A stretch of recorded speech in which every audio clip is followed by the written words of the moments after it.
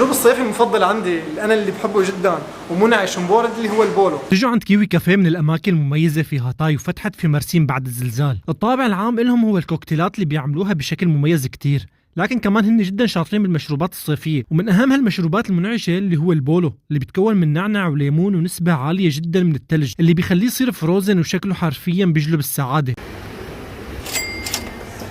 من المشروبات الصيفيه الرائعه جدا جدا واللي بتستمتعوا كثير بتجربتها هو مشروب البولو. راح لازم تجربينه، بس اكيد ناس كثير مجربته.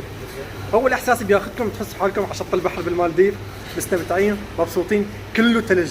يعني مشروب صيفي بامتياز بيعطيكم متعه ما بعدها متعه، وانتم عم تاخذوا مكونات طبيعيه، الليمون، النعناع، بتحسوا هيك بالانتعاش وبنظافه التم، بالريحه الحلوه. فجدا جدا بنصح بهالمشروب وبشده.